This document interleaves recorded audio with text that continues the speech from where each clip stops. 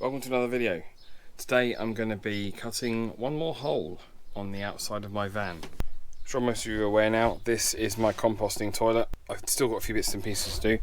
Eagle-eyed viewers will notice I've raised it very slightly.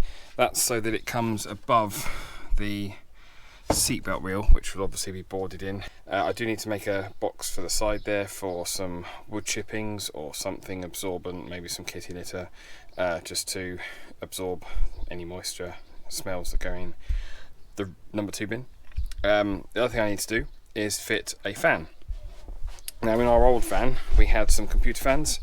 In this one we've gone all out for a proper 12 volt outdoor fan, but as you're probably aware I need to mount this on the outside so it can draw fumes through, and I haven't made a hole for it yet. That was a bit of an error on my side. I didn't think about putting the fan in before we boarded the side, but it's not a problem because all I got to do is take off one of these boards. So it's quite a nice fan. Quite pleased. It's definitely a massive upgrade over our old van, and obviously this needs to be mounted on the outside. This will be where the side of the van goes, so it'll sit in like that.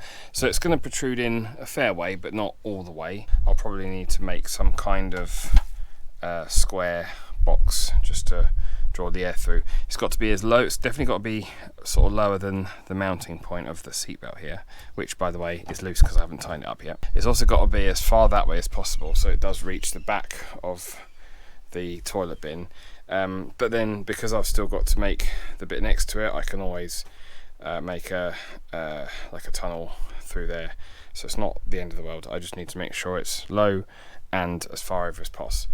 I'm going to have a bit of a measure up, a bit of a play around with ideas. Drill a hole in each corner. I'm going to have a measure up, drill a hole in each corner, then I can go through with the jigsaw and carefully cut a hole out without making too much of a mess of the outside. Right, so what I did was drilled a hole from inside, roughly where I thought the top corner was going to be. I then used the outer grill, which is separate as a template, draw around it in pencil. I'm now going to go and drill all 4 corners and then saw the whole lot out with the jigsaw. Here is our hole.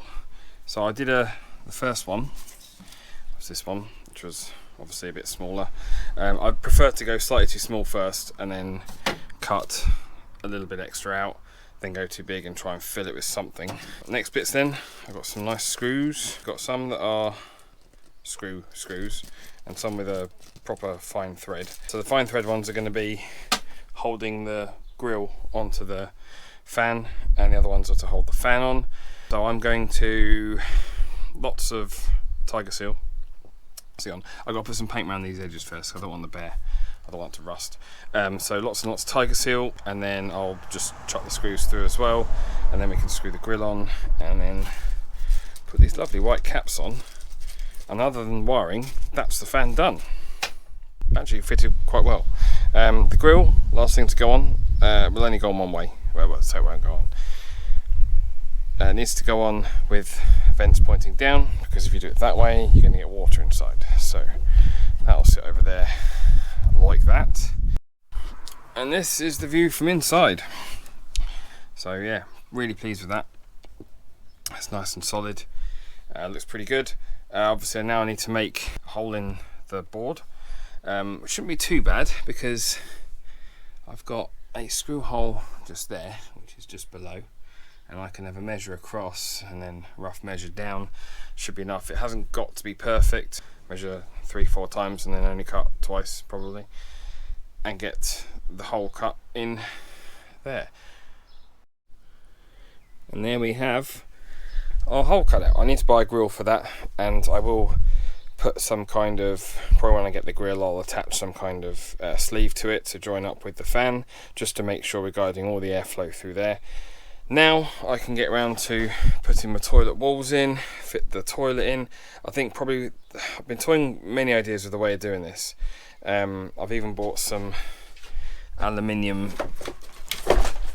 like an L channel kind of thing, like this, and what I was kind of thinking was drill some small holes along both sides. One side can attach to the wall, and then the other side attached to the board.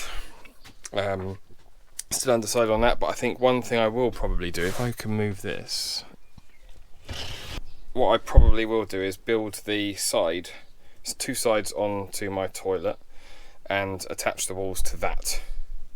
That, and then the toilet can attach to the floor and to that wall, to the back wall.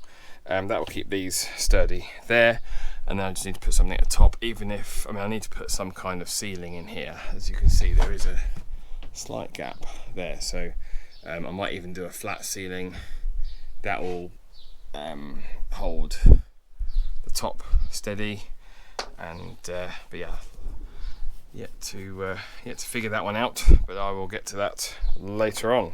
Thanks for watching, hope it helped someone, and I'll see you next time.